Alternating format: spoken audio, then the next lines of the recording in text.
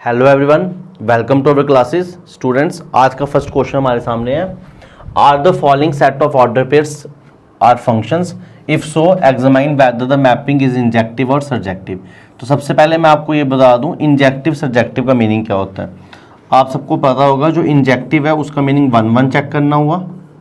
Injective का नाम क्या है? 1-1 फंक्शन। और जो सर्जेक्टिव है इसका मीनिंग हुआ ऑन टू फंक्शन। तो आपको बताना है इन दो पार्ट्स में क्या ये जो फंक्शन दिया हुआ है ये 1-1 ऑन टू में से कोई है या नहीं है। पहले तो चेक करना है ये फंक्शन है भी है या नहीं है। तो अगर आप पहले पार्ट को ध्यान से देखते हो तो ऑर्डर पेयर दिए, एक्स एक पर्सन है और वाई मदर एक्स की। ठीक है, ये ऑर्डर पेयर दिए एक्स वाई। एक्स एक पर्सन है और वाई एक्स की मदर है। अगर हम इसको डायग्राम में देखें तो मैं इसको ऐसा बोल सकता हूँ ना, एक्स की इमेज वाई है तो इधर एक्स लिखूंगा, इधर लिखा वाई। ठीक है, अब इसका मीनिंग है ये जो सेट है इसमें मदर्स आएंगी। इसमें क्या आएंगी? मदर्स। मुझे कैसे मालूम चला मदर्स आएंगी? क्योंकि क्वेश्चन में दिया हुआ है Y is mother of X. इनका रिलेशन क्या है? वाई एक्स की मदर है। ठीक है, अब आपको चेक करना है फंक्शन है या नहीं है। अब आप मेरे को एक चीज बताओ, क्या मैं ऐसा कर सकता हूं अगर x की इमेज y है तो इसका मीनिंग है y x की मदर है। अगर x की इमेज मैंने z भी कर दी तो z भी x की मदर है। क्या कभी ऐसा हो सकता है x की दो मदर्स हो? ऐसा तो पॉसिबल नहीं है, किसी की भी दो मदर्स तो नहीं होती हैं। तो इसका मतलब है इस केस में एक एलिमेंट की दो इमेजेस नहीं आ रही। मगर ऐसा बिल्कुल हो सकता है कि इधर आप a ले लो, a की मदर भी वाई हो, इधर आप बी एक पर्सन ले लो उसकी मदर भी वाई हो, क्योंकि एक मदर की 3-4 बच्चे हो सकते हैं। ठीक है, तो ये पॉसिबल है, ये ट्रू है। तो हमने पढ़ा हुआ है फंक्शन में क्या होता है कि बहुत सारे एलिमेंट्स की एक इमेज आ सकती है मगर एक एलिमेंट से दो इमेजेस नहीं निकल सकती। तो इसका मतलब ये जो क्वेश्चन है ये फंक्शन है। क्यों? क्योंकि जब एक्स कनेक्ट होगा किसके साथ? वाई के साथ, तो ये यूनिकली डिफाइंड है। ये यूनिकली डिफाइंड है। ठीक है, क्योंकि y x की मदर है और आपको पता है मदर कोई भी एक पर्सन है उसकी एक ही मदर होती है, तो ये यूनिक इमेज बना रहा है, तो इट इज ए फंक्शन। तो पहला पार्ट तो ठीक है कि ये फंक्शन है। आई होप आप चीजों को समझ गए होंगे। ठीक है,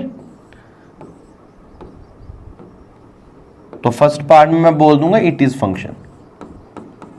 इट इज फंक्शन। मैं आपको बता दूं ये शॉर्ट आंसर क्वेश्चंस हैं, अभी इसके बाद लॉन्ग आंसर भी आएंगे। It is function.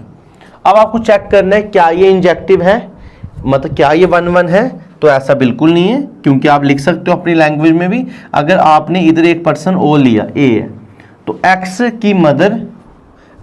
की मदर वाई है, तो ए की भी वाई क्या हो सकती है? मदर। तो दो डिफरेंट एलिमेंट्स की सेम इमेज हो सकती है, तो ये इंजेक्टिव नहीं है। तो हम बोलेंगे ये इंजेक्टिव नहीं है, ये इंजेक्टिव नहीं है। आप रीजन दे देना, बिकॉज दो पर्सन्स की सेम मदर हो सकती है। ठीक है, तो ये 1-1 नहीं है। तीसरा, सर्जेक्टिव की बात की है, क्या ये ऑन टू होगा?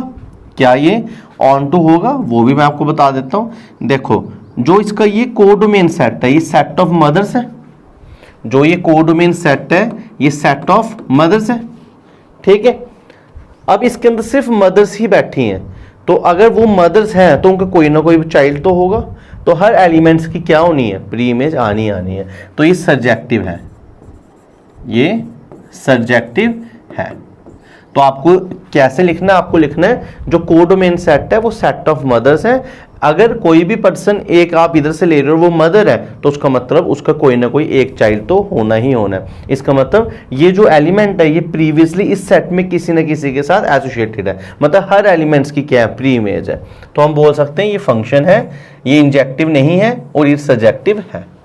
ठीक है, सब्जेक्टिव का मतलब ऑन टू तो है। अगर आप कोई भी इधर एलिमेंट लो, या आप दूसरी भाषा में ऐसे भी कर सकते हो, इसका कोडोमेन निकालो, वो भी सेट ऑफ मदर्स है, रेंज भी सेट ऑफ मदर्स है, दोनों बराबर आ रहा है। नहीं तो आप ऐसा लिख लो, अगर आपने इधर से कोई भी एलिमेंट उठाया तो वो एलिमेंट क्या है? मदर है, और अगर वो मदर है तो उसका कोई ना कोई चाइल्ड होगा, तो उसकी कोई ना कोई प्री इमेज तो पक्का आएगी। आई होप आप फर्स्ट पार्ट को अच्छे से समझ गए होंगे। चलते हैं सेकेंड पार्ट पे। सेकेंड पार्ट में दिया हुआ है ए पर्सन है और बी उसका एंसेस्टर है, ठीक है। तो सेकंड पार्ट के लिए ऑर्डर पेयर आपको दिया ए बी, ऑर्डर पेयर आपको दिया ए बी।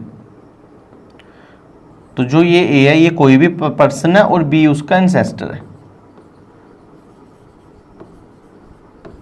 एंसेस्टर मतलब पूर्वज, ठीक है। अब चेक करते हैं क्या ये फंक्शन है। देखो ये फंक्शन कब नहीं होगा उसकी बात करते हैं। ये फंक्शन तब नहीं होगा जब ए की एक और इमेज आ रही होगी कोई एक्स। अगर मैं ऐसा लिखूं तो इसका मीनिंग है ए एक पर्सन है, एक पर्सन है और उसके दो पूर्वज हैं। क्या पर्सन्स के अलग अलग पूर्वज हो सकते हैं? एंसेस्टर तो एक ही होते हैं, मतलब जो हमारे ग्रैंडफादर्स थे या उनके ऊपर फोर फादर्स थे वो तो हमारे लिए यूनिक ही हैं।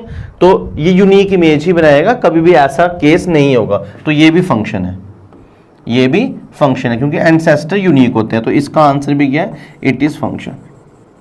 तो ये फंक्शन है, ठीक है। दूसरे पे चलते हैं। अब देखो अगर आप ध्यान से तो इंजेक्टिव की बात कर रहे हैं, इंजेक्टिव का मीनिंग देख लेते हैं। देखो अगर बी किसी का एंसेस्टर है, मतलब बी किसी के फोर फादर्स में आता है, तो उसकी फैमिली में बहुत सारे पर्सन नहीं हो सकते। अगर आपके पास बी है, आपने इधर एक्स लिया, वाई लिया, जेड लिया, तो इन सबके ये एंसेस्टर हो सकते हैं। जैसे हमारी कोई फैमिली है तो हमारे जैसे ग्रैंडफादर थे या उनसे ऊपर भी थे, तो हम सब तो उनके बच्चे ही हैं ना, वो हम सबके लिए एंसेस्टर्स हैं। तो हम बहुत सारों का एक एंसेस्टर हो सकता है, ठीक है। ऐसा तो नहीं है एक एंसेस्टर का एक ही वंशज होगा, उसके आगे और जनरेशनें भी आ जाती हैं। तो ये 1-1 नहीं है। तो ये आपका इंजेक्टिव, ये वाला फंक्शन भी इंजेक्टिव नहीं है, ठीक है। मतलब 1-1 नहीं है, बहुत सारे इंसानों के एंसेस्टर सेम हो सकते हैं, ठीक है। हम अपनी फैमिलीज में ही बात करें तो उधर भी हमें ये चीज देखने को मिलती है। नेक्स्ट चलेंगे सब्जेक्टिव ऑन टू के बारे में। देखो अगर इधर कोई सेट है और इस सेट से आप एलिमेंट उठा रहे हो तो वो एक एंसेस्टर है, मतलब किसी का आपने ग्रैंडफादर उठा दिया तो पक्का उसका कोई, अगर वो किसी का ग्रैंडफादर है तो उसके आगे कोई ना कोई जनरेशन में इधर मिल ही जाएगा, ठीक है। तो ये आपका इंजेक्टिव नहीं है मगर ये आपका सब्जेक्टिव है। 1-1 नहीं है मगर ये ऑन टू है। तो ये आपका 8th क्वेश्चन था। थोड़ा अजीब सा क्वेश्चन था, शायद आपको थोड़ी सी दिक्कत आई होगी। मैं कोशिश मैंने पूरी की है आपको समझाने की। आई होप आपको ये चीजें अच्छे से समझ आ रही होंगी। नेक्स्ट क्वेश्चन पे चलते हैं, ठीक है। Question number 9। क्वेश्चन नंबर 9 काफी इजी है। क्वेश्चन नंबर 9 में आपको एफ दी है और जी दी है और आपको फॉग निकालना है, ठीक है। तो पहले मैं एफ की डायग्राम बना लूं। तो एफ के इधर पहला एलिमेंट है 1, फिर 3, फिर 4। तो मैंने लिखा 1 3 4। 1 की इमेज है 2, 3 की इमेज है 5 और 4 की इमेज है 1। आपको प्रीवियस लेक्चर में भी मैंने बताया था। अब जी देख लेते हैं, ठीक है। तो 2 की इमेज है 3, तो ये 2 ये किससे जुड़ा है? 3 से। 5 किससे जुड़ा है? 1 से। और 1 किससे जुड़ा है? 3 से, ठीक है। तो हम इसको ऐसे भी कर सकते हैं, 1 किससे जुड़ा है? 3 से। तो ये जो मैपिंग बनाई है मैंने जी बनाई, ये क्वेश्चन से ही बनाया। अब अगर एफ पहले है जी बाद में, तो जो ये मैपिंग बनती है ये गॉफ बनती है। अब उसने पूछा गॉफ में क्या होगा, तो आप क्लियरली देख सकते हो ये जो 1 है इसकी इमेज 2 और 2 की इमेज है 3। तो आप बोल सकते हो जो गॉफ है उसका डोमेन, गॉफ का डोमेन ये है ना। तो गॉफ के डोमेन में जब आप 1 ले रहे हो तो वो आंसर आपको क्या दे रहा है? 3 आंसर दे रहा है। मैं वो करके भी बता देता हूँ एक बार। इसको हम ऐसे लिखते हैं जी एफ ऑफ 1 और एफ ऑफ 1 की इमेज कितनी है? 2, तो वो आया जी ऑफ 2 और 2 की इमेज कितनी है? 3। आप डायरेक्ट भी लिख सकते हो। फिर गॉफ का डोमेन में दूसरा एलिमेंट है 3 और 3 की इमेज क्या आ रही है? 1 आ रही है। और जो गॉफ है उसमें तीसरा एलिमेंट है 4 और उसकी इमेज क्या आ रही है? 4 जा रहा है 1 के पास, फिर 1 जा रहा है 3 के पास, उसकी इमेज 3 आ रही है। तो हम क्लियरली इधर ऐसे लिख सकते हैं जो गॉफ है वो क्या आंसर दे रहा है? 1 3 3 1 और 4 3। तो जब आपको एग्जाम में कभी ऐसा क्वेश्चन आ जाए तो ये बस इसी डायग्राम से करोगे, कोई मार्क्स नहीं कटेगा आपका। ठीक है, आई होप आपको ये क्वेश्चन भी अच्छे से समझ आया होगा। नेक्स्ट क्वेश्चन चलेंगे। कोई भी डाउट है तो आप नीचे कमेंट सेक्शन में लिख के मेरे को बता सकते हो। हाँ, काफी अच्छा क्वेश्चन है। आपको बोल रहा है एक फंक्शन है जो कॉम्प्लेक्स नंबर से रियल नंबर पे है, और फंक्शन किस हिसाब से कि जब आप कॉम्प्लेक्स नंबर का फंक्शन कॉम्प्लेक्स नंबर पे अप्लाई करते हो तो वो आपको मॉडुलस दे देता है। अब मैं आपको इसका मीनिंग समझा देता हूं एक बार। जैसे ये कॉम्प्लेक्स नंबर है और ये रियल नंबर है, ठीक है। मैंने एग्जांपल ले ली कॉम्प्लेक्स नंबर पे 2 + 3 आयोटा, तो ये मैंने कॉम्प्लेक्स नंबर ले लिया। और जब आप इस पे एफ लगाते हो तो ये इसका मॉड कर देता है, और मॉडुलस आपको निकालना आता है 2 का स्क्वायर प्लस 3 का स्क्वायर, तो 4 + 9 13 आ जाएगा। ठीक है, ऐसे आ गया। तो ऐसे ऐसे करके ये फंक्शन आपको दिया हुआ है। अब आपको प्रूफ करना है कि ये ना ही 1 1 है ना ही ऑन टू है, तो वो तो सिंपल सी बात है, वो तो कभी नहीं होगा। देखो आपके सामने एग्जांपल है, 2 + 3 आयोटा का भी मॉड ही आएगा और 2 - 3 आयोटा का भी मॉड ही आएगा। तो हम लिख लेंगे it is not 1 1। Reason because अगर मैंने Z1 लिया 2 + आयोटा, Z2 लिया 2 - आयोटा, और मैंने मॉड Z1 निकाला तो वो कितना आएगा, √2 का स्क्वायर 4 + 1 √5। और अगर मैंने मॉड Z2 निकाला वो भी यही आएगा, 2 का स्क्वायर 4 और -1 का स्क्वायर 1, वो भी कितना आएगा, √5। तो हम देख सकते हैं दो डिफरेंट एलिमेंट्स की सेम इमेज आ रही है, तो ये 1 1 नहीं है। अच्छा, ये ऑन टू होगा, ये ऑन टू भी नहीं होगा। It is not onto, it is not onto. क्यों? अगर आप क्लियरली देखोगे तो आपको पता है ये जो मॉड है ये हमेशा पॉजिटिव आंसर देगा। कलर चेंज कर लेता हूं, ठीक है।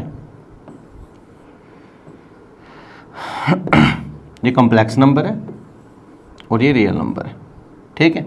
इधर आप Z ले रहे हो तो इधर आपको मॉड Z मिल रहा है, और ये जो मॉड Z है ये हमेशा पॉजिटिव आंसर ही देगा, कभी भी नेगेटिव आंसर तो नहीं देगा, क्योंकि मॉड तो स्क्वायर करने से मिलता है। तो हम सीधे बोलेंगे it is not onto because f(z) = mod Z always gives positive value, ठीक है। ये हमेशा पॉजिटिव वैल्यू देगा, but negative real numbers has no preimage. जो नेगेटिव रियल नंबर है उनकी कोई भी प्री इमेज नहीं है, तो ये ऑन टू नहीं होगा। इंपॉर्टेंट क्वेश्चन है, आप इसको नोट कर लो। ऐसे इस टाइप के क्वेश्चन आते रहते हैं। तो स्टूडेंट्स, इस लेक्चर में इतने क्वेश्चन करेंगे, मिलते हैं नेक्स्ट लेक्चर में। आई होप कि आप इन लेक्चर को अच्छे से समझ रहे होंगे। तो thank you students, have a nice day.